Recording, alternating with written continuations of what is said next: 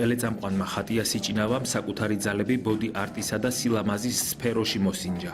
სილამაზის სალონი გახსნა, სამოდელო სააგენტო კატრინის მოდელებს სახეები მოუხატა, ორიგინალური ვარცხნილობები გაუკეთა, დიზაინერ თინათინ მაღალაშვილის საკარნავალო კოსტიუმები მოარგო და კლუბ ნაით ოფისში პირველი დეფილე გამართა.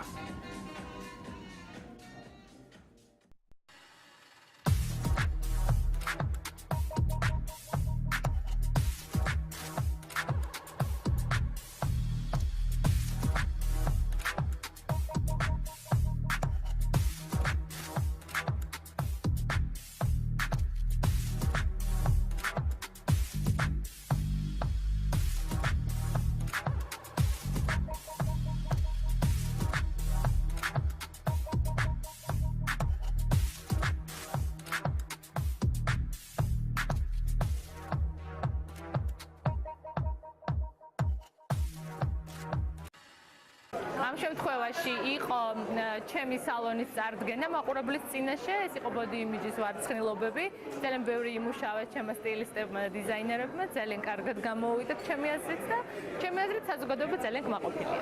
საუბრობთ საქართველოს და მინდა მოვუწოდა 2014 წლის შემოგზანება და ყველაფერი საუკეთესო ვუსურვო. კატრინის მოდელები, რომლებიც სხვადასხვა სილამაზის კონკურსებზე მსოფლიოს მასშტაბით გამარჯვებული არიან, წარსდგნენ მაყურებლის წინაშე.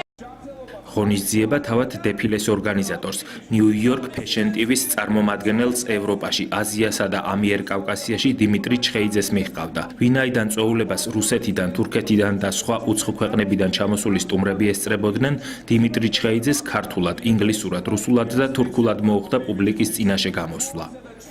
მოგილოცოთ ახალი წელი, საქართველოს უსურო წინსვლა, წარმატებები, ჯანმრთელობა, ხვავი და ბარაკა, რა თქმა უნდა. და წინა წელს, რა ვიცი, წინა წელი ჩემს საკმაოდ კარგი იყო, ყველაფერი იყო ძალიან კარგი, მაყოფილი ვარ და დიდი მადლობით მინდა გავაცილო 2013, რაც შეეხება ახალ წელს, მაგ ძალიან ბევრი გეგმები და რა ვიცი, აი ნორმალურად მიდის შერჯერობით. დეფილეს შემდეგ ქართველი მომღერლების კონცერტი გაიმართა, რომელიც მსოფლიოში ცნობილმა დიჯეი მაშის კლუბურმა მუსიკამ დახურა.